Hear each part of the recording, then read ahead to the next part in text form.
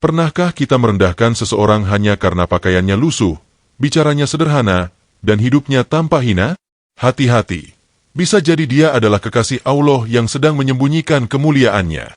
Kisah ini tentang Wali Paidi, seorang wali Allah yang memilih menyamar menjadi gelandangan, berjalan dari pesantren ke pesantren, diuji dengan hinaan, cemoohan, dan pengusiran.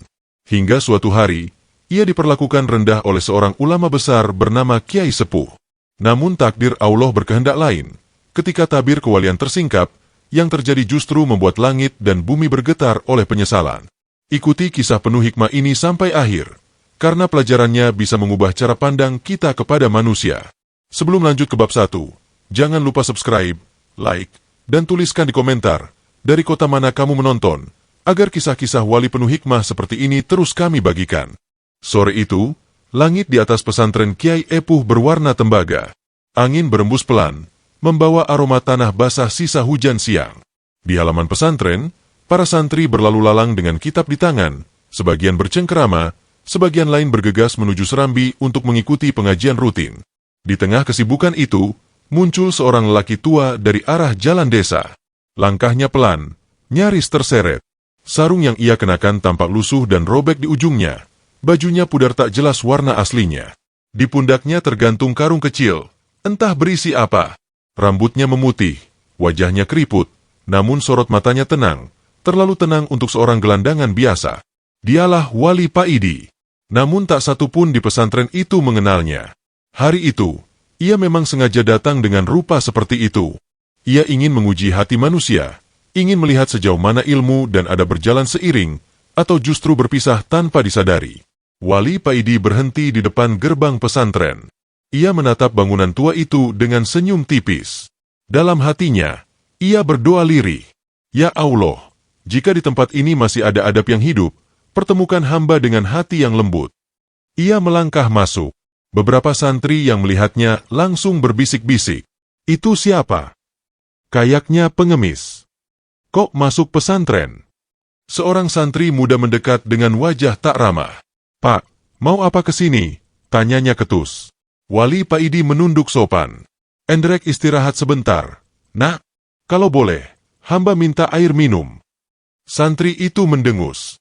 Di luar sana banyak warung. Ini pesantren, bukan tempat gelandangan. Ucapan itu disambut tawa kecil beberapa santri lain. Ada yang menutup hidung, ada yang memalingkan wajah dengan jijik. Wali Paidi hanya tersenyum, seolah kata-kata itu tak melukai hatinya sama sekali. Ia melangkah ke serambi dan duduk bersila di dekat tiang kayu. Dari dalam aula, terdengar suara Kiai Epuh sedang berbicara dengan tamu-tamu penting.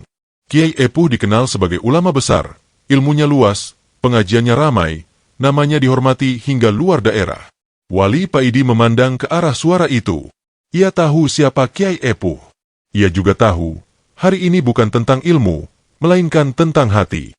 Tak lama kemudian, seorang santri senior melihat keberadaan Wali Paidi. Dengan nada tinggi, ia berkata, "Pak, jangan duduk di situ. Itu tempat santri." Wali Paidi berdiri perlahan. "Maafkan hamba, nak." Namun belum sempat ia melangkah pergi, Kiai Epuh keluar dari aula. Semua santri langsung menunduk hormat. Kiai Epuh berhenti sejenak ketika melihat sosok lusuh itu. "Ada apa ini?" tanyanya. "Pengemis, Yai," jawab seorang santri cepat. "Sudah kami suruh pergi, tapi masih duduk di sini." Kiai Epuh menatap Wali Paidi sekilas. Tatapan itu datar, tanpa kebencian, tapi juga tanpa kasih. "Pak," katanya singkat, "di sini bukan tempat untuk meminta-minta. Silakan pergi." Wali Paidi menunduk lebih dalam. "Baik, Yai. Terima kasih." Tak ada pembelaan, tak ada penjelasan. Ia berbalik, melangkah meninggalkan serambi pesantren. Tak seorang pun mengantarnya dengan segelas air. Tak satu pun bertanya siapa dirinya. Di ambang gerbang, Wali Paidi berhenti sejenak. Ia menoleh ke pesantren itu. Dalam hatinya tak ada dendam, hanya doa. "Ya Allah, jangan Engkau tutup hati mereka dengan ilmu yang mereka banggakan." Langit semakin gelap. Wali Paidi melangkah pergi, menyusuri jalan desa. Tak ada yang tahu, di balik punggung renta itu tersimpan kedudukan tinggi di sisi Allah. Tak ada yang sadar, Pesantren itu baru saja melewatkan ujian besar, ujian adab yang akan berbuah penyesalan. Di kejauhan, azan maghrib berkumandang. Suaranya menggema, seakan menjadi saksi bahwa hari itu, seorang wali Allah telah direndahkan oleh orang-orang berilmu. Dan tak seorang pun tahu, malam nanti, Ki Epuh akan menerima teguran yang tak pernah ia bayangkan sebelumnya. Malam turun perlahan di pesantren Kiai Epuh. Lampu-lampu minyak dinyalakan, menerangi lorong-lorong kayu yang sudah berusia puluhan tahun. Para santri bersiap untuk sholat maghrib berjamaah. Suara langkah kaki dan bisikan bacaan wirid memenuhi udara. Namun entah mengapa, hati Kiai Epuh terasa berbeda malam itu. Ada kegelisahan halus yang sulit ia jelaskan dengan kata-kata. Seusai sholat maghrib, Kiai Epuh duduk di mihrab, memimpin zikir seperti biasanya. Lisannya lancar melafalkan asma Allah, tapi pikirannya sesekali teralihkan oleh bayangan lelaki tua lusuh yang sore tadi diusirnya. Ia mencoba menepis perasaan itu. Ah, hanya pengemis biasa, gumamnya dalam hati. Pesantren harus dijaga kehormatannya.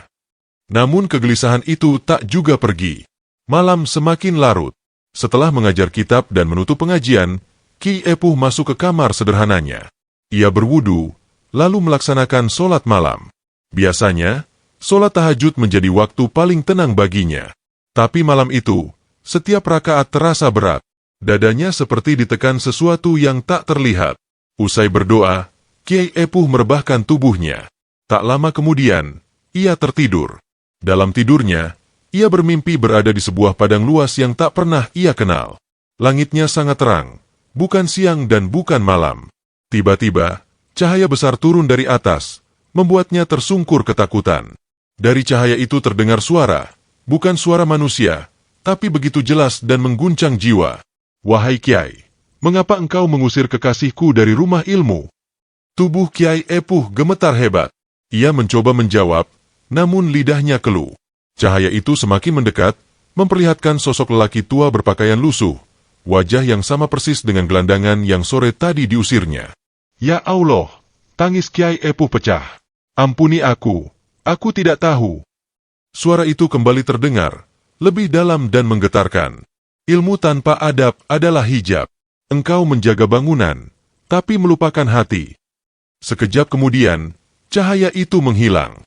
Padang luas berubah menjadi gelap, dan Kiai Epuh terbangun dengan teriakan tertahan. Bajunya basah oleh keringat, dadanya sesak, air mata mengalir tanpa ia sadari. Innal, astagfirullah, ucapnya terisak. Ia segera bangkit, berwudu dengan tangan gemetar, lalu sholat 2 rakaat. Dalam sujudnya yang panjang, ia menangis seperti anak kecil. Ya Allah, jika itu benar wali MU, maka sungguh celaka aku. Fajar mulai menyingsing. Kiai Epuh belum memejamkan mata lagi. Wajahnya pucat, matanya sembab. Pagi itu, ia tidak mengajar seperti biasa. Para santri heran melihat sang kiai hanya duduk diam di serambi, memandang kosong ke halaman pesantren. Tak lama kemudian, datang seorang tamu dari luar daerah. Penampilannya sederhana, namun wajahnya bersih dan bercahaya. Begitu melihat Kiai Epuh, ia langsung memberi salam dan duduk dengan sopan. Yai, katanya pelan, hamba datang dengan niat silaturahmi, sekaligus bertanya. Apa yang ingin kau tanyakan? Jawab Kiai Epuh lemah. Tamu itu menarik napas. Kemarin sore, apakah ada seorang lelaki tua, berpakaian lusuh, datang ke pesantren ini? Jantung Kiai Epuh berdegup kencang. Iya, memangnya kenapa? Tamu itu menunduk dalam-dalam. Yai, lelaki itu dikenal sebagai Wali Paidi. Banyak ulama besar pernah diuji adabnya oleh beliau. Ia sering menyamar sebagai orang hina untuk melihat hati manusia. Seakan petir menyambar di siang bolong, tubuh Kiai Epuh limbung. Tongkat yang dipegangnya hampir jatuh. Para santri yang mendengar percakapan itu terdiam. Wajah mereka pucat. Wali, Paidi? Suara Kiai Epuh bergetar. Iya, Yai. Lanjut tamu itu. Doanya mustajab. Banyak orang ditolong Allah melalui beliau. Tapi beliau tak pernah ingin dikenal. Kiai Epuh menutup wajahnya dengan kedua tangan. Tangisnya pecah. Kali ini tanpa bisa ditahan. Aku telah mengusir wali Allah. Aku telah merendahkan kekasihnya. Para santri saling pandang dengan ketakutan. Beberapa di antara mereka teringat kata-kata kasar yang mereka ucapkan sore itu. Ada yang langsung menunduk, Ada yang gemetar menahan penyesalan. Kiai Epuh berdiri tertatih. Cari beliau. Perintahnya tegas namun penuh getar. Cari Wali Paidi sekarang juga. Sisir desa, sungai, pasar, kemanapun. Baik, Yai, jawab para santri serempak. Dalam hati Kiai Epuh hanya ada satu doa. Ya Allah, jika masih kau beri aku kesempatan, izinkan aku bersujud di hadapan kekasih MU. Dan jauh di luar pesantren, di sebuah sudut desa yang sunyi, Wali Paidi duduk sendirian, memandang aliran sungai dengan senyum damai, seolah tahu bahwa tabir sudah mulai terbuka. Pagi itu, pesantren Kiai Epuh berubah suasana. Tak ada tawa santri, tak ada lantunan hafalan yang biasanya menggema. Yang ada hanya langkah-langkah tergesa dan wajah-wajah penuh kecemasan. Perintah sang Kiai jelas, cari Wali Paidi, kemanapun beliau pergi. Para santri berpencar. Ada yang menyusuri jalan desa, mengetuk rumah warga satu persatu. Ada yang menuju pasar, bertanya kepada pedagang. Ada pula yang berjalan ke arah sungai, tempat orang-orang miskin biasa beristirahat. Nama, Paidi, disebut dengan suara gemetar, bukan lagi dengan ejekan seperti kemarin.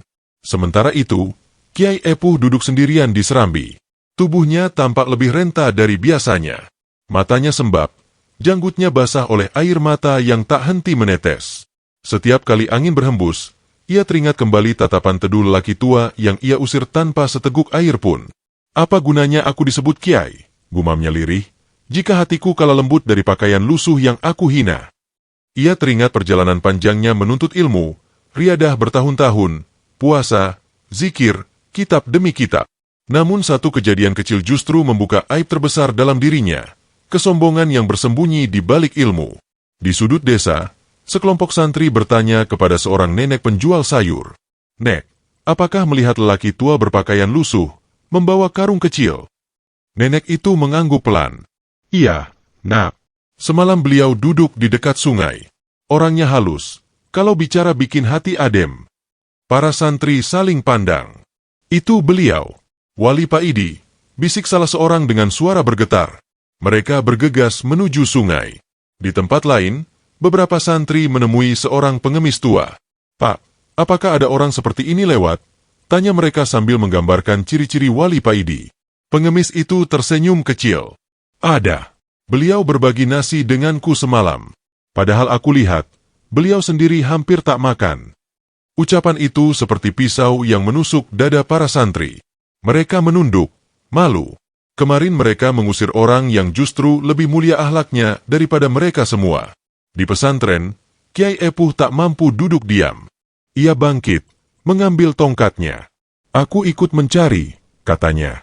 Yai, biar kami saja, jawab seorang santri khawatir. Kiai Epuh menggeleng. Jika aku tak merendahkan diriku sendiri, aku tak pantas memohon maaf. Ia melangkah keluar pesantren.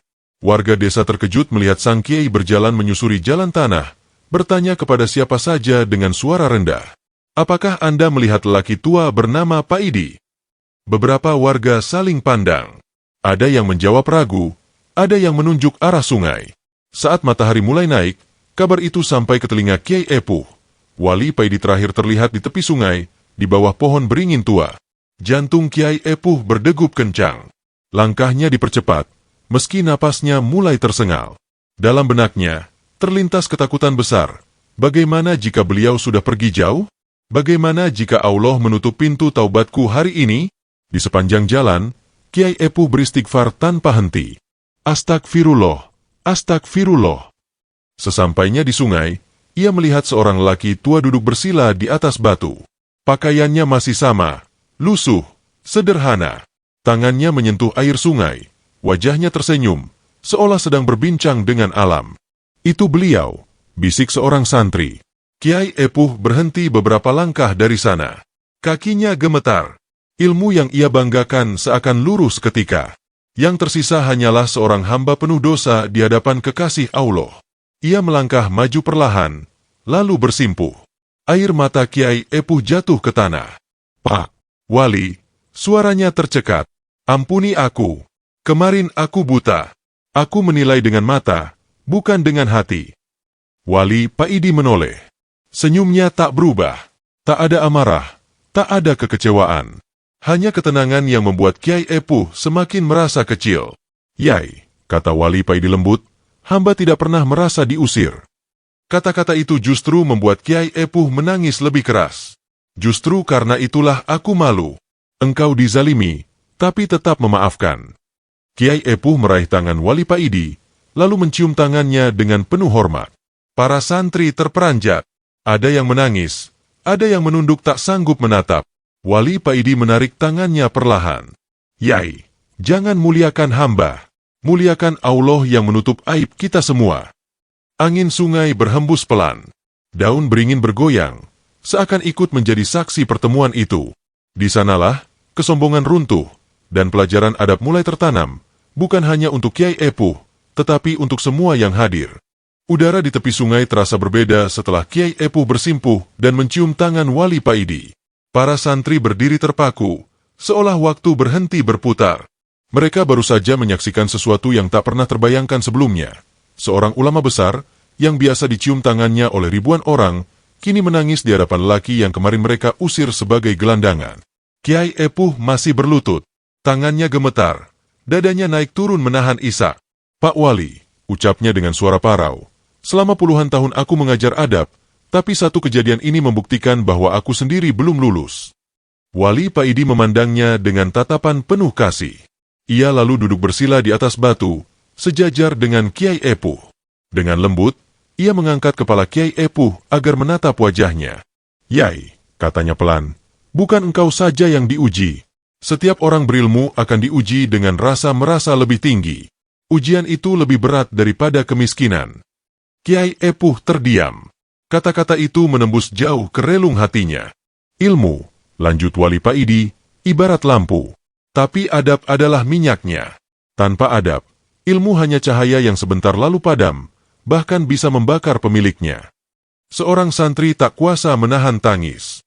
Ia maju selangkah, lalu bersimpuh pula. "Maafkan kami, Pak, kami yang paling kasar kemarin." Santri lain ikut menyusul. Satu persatu, mereka berlutut, menunduk, menangis. Sungai yang biasanya sepi kini menjadi saksi taubat masal orang-orang berilmu. Wali Paidi menghela napas panjang. "Anak-anakku," katanya lembut, "hamba tidak datang untuk dihormati. Hamba datang untuk menghilangkan hijab di hati kalian." Ia lalu menunjuk aliran sungai. "Lihat air itu.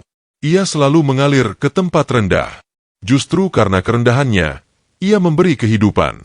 Manusia yang meninggikan diri akan kering, meski ilmunya luas." Kiai Epuh mengangguk perlahan. Setiap kalimat terasa seperti cambukan yang menyadarkan, bukan menyakiti. "Pak Wali," ujar Kiai Epuh lirih, "mohon izinkan aku menebus kesalahanku. Kembalilah ke pesantren. Tinggallah di sana. Ajari kami, bukan kitab, tapi hati." Para santri menatap penuh harap. Wali Paidi tersenyum tipis. "Yai, pesantren bukan pada bangunannya. Pesantren ada di mana hati mau belajar rendah." Ia berdiri perlahan. Tongkat kayu yang sederhana menopang tubuhnya yang renta. "Hamba hanya titip satu pesan," lanjutnya. "Jika suatu hari datang orang miskin, orang kotor, orang hina menurut pandanganmu, sambutlah dia lebih dulu daripada tamu berpakaian indah. Bisa jadi, dia adalah utusan Allah untuk mengingatkanmu." Kiai Epuh menunduk dalam-dalam. "Demi Allah, aku bersaksi, sejak hari ini pesantrenku akan terbuka untuk siapapun." Wali Paidi mengangguk. "Jika itu benar dari hatimu, maka hamba pamit." "Pak Wali," Kiai Epuh spontan berdiri, "setidaknya izinkan kami mengantar." Wali Paidi tersenyum lagi, senyum yang menenangkan. "Tidak perlu. Jika kalian ingin mengantar, antarlah aku dengan doa." Ia melangkah menjauh, menyusuri jalan setapak di tepi sungai. Para santri memandangnya hingga sosoknya makin kecil. Tak ada cahaya aneh, tak ada keajaiban yang kasat mata, namun hati mereka terasa diguncang lebih hebat daripada 1000 karomah. Saat Wali Paidi hampir menghilang dari pandangan, Kiai Epuh berseru lirih, "Terima kasih, Pak Wali, terima kasih telah membuka mataku." Angin berembus lembut, daun-daun berguguran pelan, seolah mengiringi kepergian seorang kekasih Allah yang datang tanpa diminta, pergi tanpa diminta pula. Kiai Epuh berdiri lama di sana. Ia tahu, sejak hari itu hidupnya tak akan sama lagi. Ilmu yang ia miliki harus dilahirkan kembali, kali ini dengan adab sebagai panglimanya. Pagi setelah pertemuan di tepi sungai itu terasa asing bagi pesantren Kiai Epuh. Matahari terbit seperti biasa, ayam berkokok seperti biasa, namun hati manusia di dalamnya telah berubah. Kiai Epuh berdiri lebih awal dari biasanya. Ia tidak langsung menuju mimbar, tidak pula memeriksa kitab.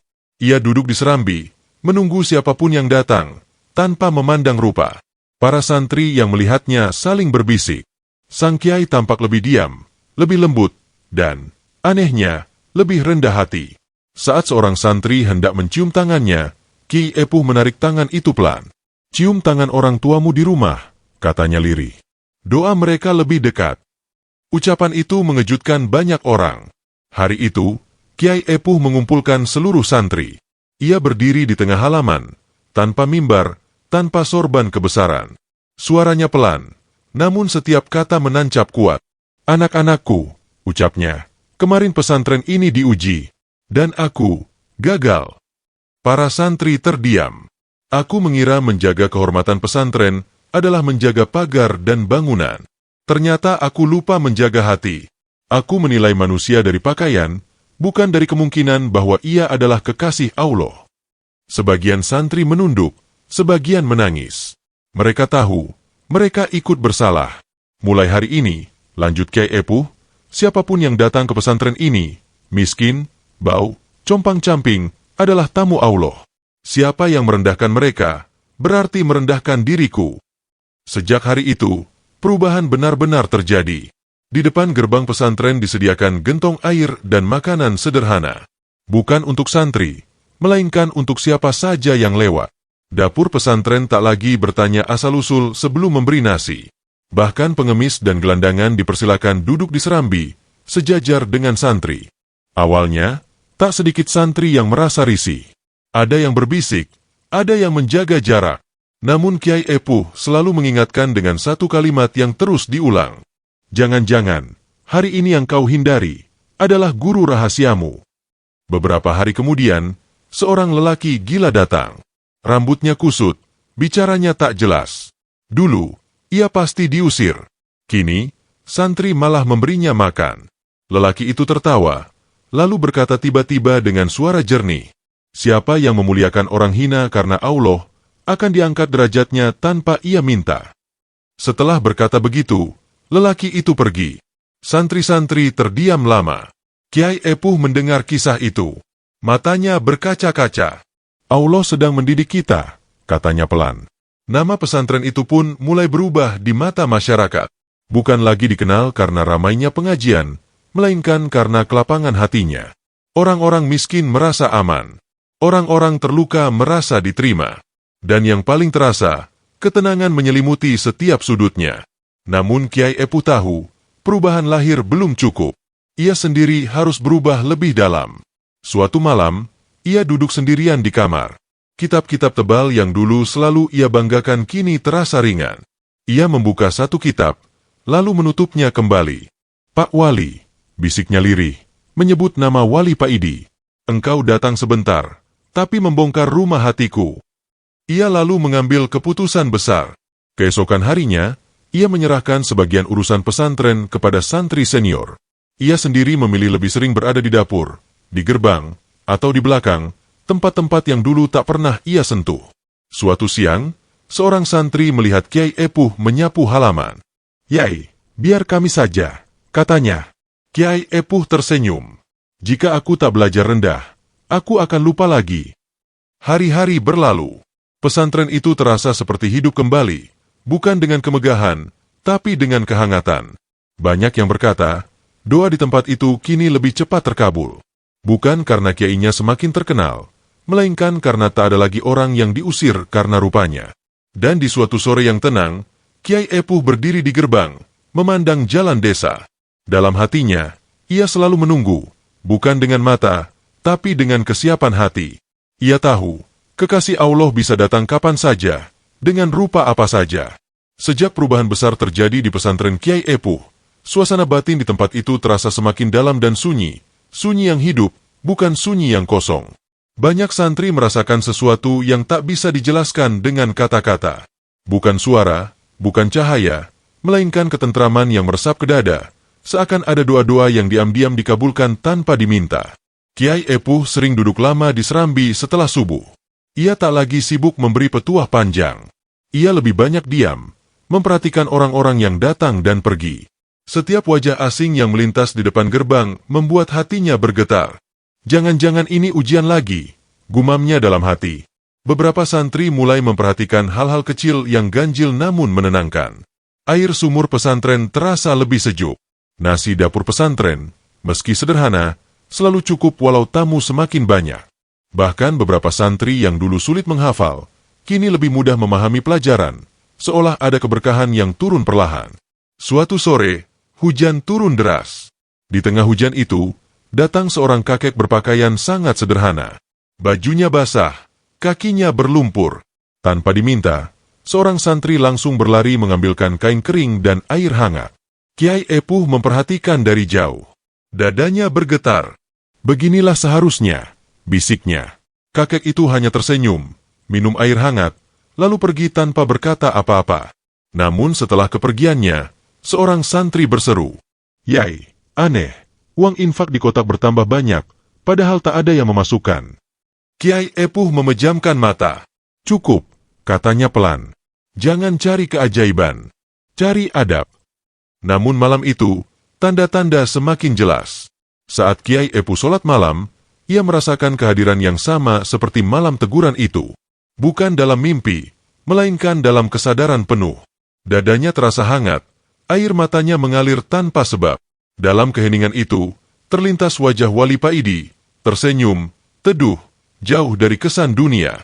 Kiai Epuh tak mendengar suara apapun, namun hatinya menangkap pesan yang jelas. "Engkau telah belajar melihat dengan hati." Kiai Epuh bersujud lama sekali. "Ya Allah, jika itu benar dari MU, jangan biarkan aku kembali sombong." Keesokan harinya, perubahan makin terasa. Beberapa warga desa datang mengadu. Anak mereka yang sakit lama tiba-tiba membaik setelah minum air sumur pesantren. Seorang pedagang mengaku rezekinya lancar setelah ia berhenti menghina orang miskin. Kiai Epuh tak pernah mengklaim apa-apa. "Jangan sandarkan pada tempat," katanya. "Sandarkan pada Allah." Namun di antara santri, muncul satu kebiasaan baru. Setiap melihat orang asing, mereka saling mengingatkan dengan satu kalimat sederhana. "Jaga adabmu, bisa jadi itu utusan." Suatu malam, seorang santri senior bermimpi bertemu Wali Paidi. Dalam mimpi itu, Wali Paidi berkata lembut, "Jika kalian ingin dekat dengan Allah, dekatlah dengan manusia yang paling kau remehkan." Santri itu terbangun dengan menangis. Pagi harinya, ia memilih bertugas di dapur, melayani tamu-tamu miskin yang datang. Hari demi hari, pesantren Kiai Epuh tak lagi dikenal sebagai tempat orang hebat belajar ilmu, melainkan tempat orang belajar menjadi manusia. Dan Kiai Epuh tahu, meski Wali Paidi tak pernah kembali secara jasad, jejaknya tertinggal di setiap perubahan hati. Ia hadir dalam cara santri menyapa pengemis, dalam tangan yang memberi tanpa bertanya, dalam lisan yang berhenti menghakimi. Di suatu sore yang senyap, Kiai Epuh berdiri di tempat yang sama seperti dulu, di tepi sungai. Ia memandang aliran air yang tak pernah sombong, karena selalu menuju rendah. "Pak Wali," bisiknya lirih, "engkau pergi, tapi engkau menetap." Angin berembus pelan. Sungai mengalir seperti biasa. Namun Kiai Epuh tahu, kehadiran Wali tak selalu terlihat, kadang hanya terasa, cukup bagi hati yang mau tunduk. Waktu berlalu seperti air sungai di tepi pesantren Kiai Epuh, tenang di permukaan, namun terus bergerak membawa perubahan. Pesantren itu kini dikenal bukan karena kemegahan bangunannya, melainkan karena kerendahan hati penghuninya. Namun Kiai Epuh tahu, selama manusia masih bernapas, ujian tak pernah benar-benar selesai. Ujian terakhir itu datang tanpa tanda-tanda. Suatu pagi, beberapa pejabat dan tokoh agama dari kota datang berkunjung. Mereka mendengar kabar tentang pesantren yang berkah dan ingin bersilaturahmi. Rombongan datang dengan pakaian rapi, mobil mewah, dan sikap penuh wibawa. Para santri sedikit gugup, namun tetap menyambut dengan sopan. Kiai Epuh keluar menyambut mereka. Sejenak, hatinya diuji. Ada bisikan halus di dalam dada, "Engkau pantas dihormati. Engkau kiai besar." Bisikan itu begitu lembut, hampir tak terasa. Kiai Epuh tersenyum, lalu menunduk dalam-dalam. "Selamat datang," katanya sederhana. "Silakan duduk di serambi bersama yang lain." Para tamu agak terkejut. Mereka terbiasa disambut khusus, ditempatkan di ruang kehormatan. Namun di pesantren ini, mereka duduk sejajar dengan petani, pedagang kecil, dan seorang lelaki lusuh yang sejak pagi duduk diam di pojok serambi. Lelaki itu mengenakan pakaian sederhana, wajahnya penuh kerut, dan tubuhnya sedikit membungkuk. Beberapa santri mengenalinya. Ia sering datang untuk sekadar minum air dan berdiam sebentar. Tak ada yang tahu namanya. Seorang tamu berbisik pelan. "Kenapa orang seperti itu duduk di sini?" Kiai Epuh mendengarnya. Dadanya bergetar. Inilah ujiannya. Ia melangkah mendekat ke lelaki tua itu, lalu duduk di sampingnya. "Apakah Bapak sudah makan?" tanyanya lembut. Lelaki itu menoleh, tersenyum samar. "Sudah, Yai. Terima kasih." Beberapa tamu saling pandang, sebagian merasa tak nyaman. Namun Kiai Epuh justru merasa hatinya lapang. Ia teringat wajah Wali Paidi, teringat tangan yang pernah ia cium dengan penuh penyesalan. Pengajian pun dimulai.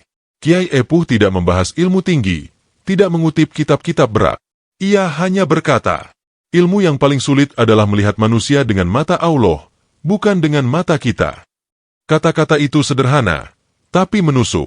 Seorang tamu tertunduk, yang lain terdiam lama. Setelah pengajian selesai, rombongan pamit. Namun lelaki tua lusuh itu masih duduk. Saat Kiai Epuh hendak masuk ke dalam, lelaki itu berdiri dan berkata pelan, "Yai, hamba pamit." Kiai Epuh menoleh. Ada sesuatu di wajah lelaki itu, ketenangan yang begitu dikenalnya. Jantungnya berdegup kencang. "Pak."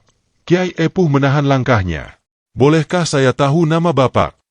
Lelaki itu tersenyum. Senyum yang membuat dada Kiai Epuh bergetar hebat. "Nama hanyalah titipan," jawabnya. "Yang penting, engkau lulus ujian hari ini." Darah Kiai Epuh seakan berhenti mengalir. Apakah Bapak?" Lelaki itu mengangkat tangannya pelan, memberi isyarat agar Kiai Epuh tak melanjutkan. Tak perlu disebut. Jika disebut, hilang hikmahnya. Ia melangkah pergi, menyusuri jalan desa. Beberapa santri memperhatikannya hingga menghilang di tikungan. Saat itu juga, Kiai Epuh bersimpuh, bukan karena sedih, melainkan karena syukur yang tak tertahankan.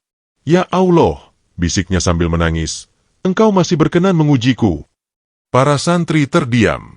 Mereka tak melihat keajaiban apapun, namun mereka melihat sesuatu yang jauh lebih besar, seorang kiai yang benar-benar tunduk sebagai hamba. Malam itu, Kiai Epuh bermimpi. Ia melihat Wali Paidi berdiri di tepi sungai, tersenyum tenang. Tak ada kata-kata, hanya anggukan pelan. Saat Kiai Epuh terbangun, dadanya terasa ringan, seperti seseorang yang baru saja dimaafkan setelah penantian panjang. Ia tahu, ujian itu adalah penutup. Bukan penutup cerita, tapi penutup kesombongan yang pernah hidup dalam dirinya. Dan sejak hari itu, Kiai Epuh tak pernah lagi bertanya siapa wali yang datang atau pergi. Baginya, satu hal sudah cukup. Selama ia memuliakan manusia karena Allah, maka Allah akan menjaga hatinya. Tahun-tahun berlalu, namun kisah di pesantren Kiai Epuh tak pernah benar-benar menjadi masa lalu. Ia hidup, bukan sebagai cerita yang diulang-ulang, melainkan sebagai cara hidup. Pesantren itu tetap sederhana, tak berubah menjadi megah. Namun siapapun yang datang merasakan sesuatu yang tak kasat mata, ketenangan yang membuat dada lapang dan air mata mudah jatuh. Kiai Epuh menua dengan wajah yang semakin teduh. Rambutnya memutih seluruhnya, langkahnya melambat, namun senyumnya tak pernah hilang. Ia jarang memberi ceramah panjang. Jika berbicara, kalimatnya pendek, seringkali hanya 1 atau 2 baris. "Jaga hatimu," itulah yang paling sering ia ucapkan. Karena Allah tak tinggal di bangunan, tapi di dada yang tunduk. Para santri yang lulus dari pesantren itu membawa satu pelajaran utama kemanapun mereka pergi. Jangan tergesa menilai manusia. Banyak di antara mereka yang kelak menjadi guru, imam, pedagang, bahkan pejabat. Namun satu kebiasaan tak pernah mereka tinggalkan, menyambut orang kecil lebih dulu. Beberapa santri lama sering mengenang hari ketika seorang gelandangan diusir, lalu seorang wali disingkap. Mereka menceritakan kisah itu kepada santri baru, bukan untuk membanggakan pesantren, melainkan untuk menakut-nakuti hati agar tak sombong. "Jika kau merasa lebih mulia," kata mereka, "ingatlah Wali Paidi. Tak seorang pun tahu kemana Wali Paidi pergi. Ada yang berkata ia terlihat di pasar, membantu kuli angkut. Ada yang mengaku bertemu dengannya di pinggir hutan. Ada pula yang bermimpi disapanya dalam tidur. Namun Kiai Epuh tak pernah menanggapi kabar-kabar itu. Jika ia wali Allah, katanya suatu hari, maka ia bebas berada di mana saja, tanpa perlu kita cari. Pada suatu sore yang sangat tenang, Kiai Epuh duduk di serambi, memandang halaman pesantren yang dipenuhi anak-anak yatim sedang belajar mengaji. Di sudut lain, seorang pengemis tua makan bersama santri tanpa dibedakan. Pemandangan itu membuat Kiai Epuh tersenyum lama. Ia teringat hari ketika dirinya masih merasa besar. Teringat betapa mudahnya lisan mengusir, betapa cepatnya mata menghakimi. Dadanya bergetar, bukan karena penyesalan, melainkan karena syukur. Ya Allah, bisiknya pelan. Andai engkau tak mengirim kekasih MU hari itu, mungkin aku wafat dalam keadaan tertipu oleh diriku sendiri. Malam itu, Kiai Epuh jatuh sakit. Tak parah, namun tubuhnya terasa lemah. Para santri menjaganya bergantian. Dalam kesadarannya yang setengah terjaga, Kiai Epuh melihat sosok yang sangat dikenalnya. Seorang lelaki tua berpakaian lusuh berdiri di dekat pintu. Wajahnya tersenyum, matanya penuh kasih. Tak ada cahaya berlebihan. Tak ada keajaiban mencolok, hanya ketenangan yang membuat air mata mengalir dengan sendirinya. Pak Wali, ucap Kiai Epuh lirih. Wali Paidi mengangguk pelan. Engkau sudah belajar, katanya lembut. Sekarang, jagalah pelajaran itu. Kiai Epuh ingin bangkit, ingin mencium tangan itu sekali lagi. Namun tubuhnya tak mampu bergerak. Ia hanya menangis. Saat para santri masuk, sosok itu sudah tak ada. Namun wajah Kiai Epuh tampak damai, lebih damai dari sebelumnya. Beberapa hari kemudian, Kiai Epuh wafat dengan tenang, diiringi dua santri, fakir miskin, dan orang-orang kecil yang pernah ia muliakan. Anehnya, hujan turun pelan saat jenazahnya dimakamkan, seolah langit ikut menyucikan kepergiannya. Di pesantren itu, tak pernah dibangun tugu atau prasasti tentang Wali Paidi. Tak ada tulisan besar tentang karomah. Yang ada hanyalah sebuah kalimat sederhana di gerbang pesantren, ditulis kecil agar tak mencolok. Barang siapa memuliakan manusia karena Allah, maka Allah akan memuliakan hatinya. Dan disitulah jejak wali sejati berada. Bukan pada nama, bukan pada kisah, melainkan pada hati manusia yang tak lagi berani merendahkan sesama.